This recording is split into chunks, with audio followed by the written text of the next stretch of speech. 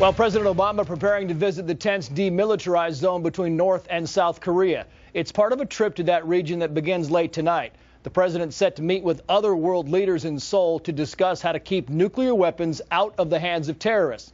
And the White House says the DMZ visit will also send a strong message to North Korea, possibly pushing that country back to the bargaining table over its own nuclear program. Now, you'll recall North Korea last agreed last month to suspend missile tests and uranium enrichment in exchange for food aid.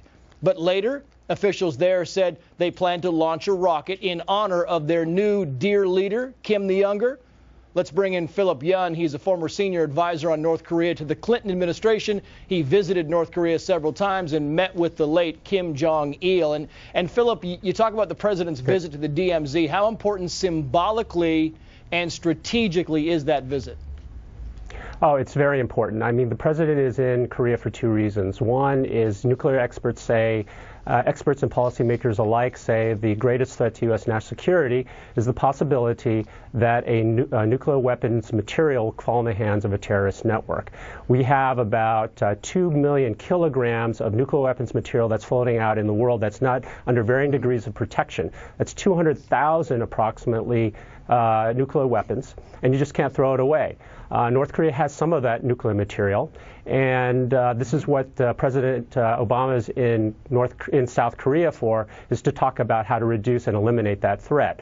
The second reason is really, again, as we said at the top of the segment here, is to show solidarity with South Korea. North Korea strategically wants to separate the United States from South Korea, and the purpose of this visit is to show how strong, how deep, and how close the United States and South Korea is, to convey that to Korea, as well as to South Koreans, to say that any U.S. policy towards North Korea has to have the partnership and support of South Korea. And I want to go back, if I can, Philip, talking about that rocket that North Korea is going to launch, in honor of Kim the Younger. I guess the question here is that we know North Korea has nuclear weapons. The question has always been, do they have a system to be able to carry those nuclear weapons? And the theory seems to be that they're getting very close to that. I wouldn't say that they're getting very close. This is serious. The possibility of this test is definitely serious. But to put it in some perspective, they've had 3 tests. Each one of those has failed. Again, when the United States, to perfect their long-range missile technology, took about 40 tests.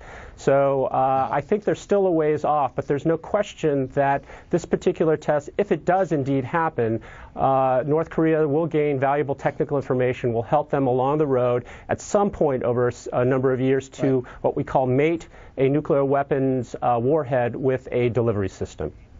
And I've got to go, Philip, but I just, we just signed a deal with them last month, and now they're already kind of thumbing their nose again at us. I mean, what's your takeaway from that?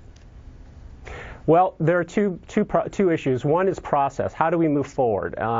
And my problem is that I'm not sure whether it's the North Koreans that are trying to be cute by half, or whether there's a miscommunication. My understanding is that the nuclear negotiators on the U.S. side specifically told North Korea that the missile test, any launch satellite, was included in this moratorium. They agreed to it, and yet, 3 weeks later, they decided they weren't going to do this. So is it them being North Koreans being completely disingenuous, which is possible, or is there a disconnect here? Is there the leadership, what the leadership is deciding is slightly different from what the negotiators? If that's the case, there's a real issue here.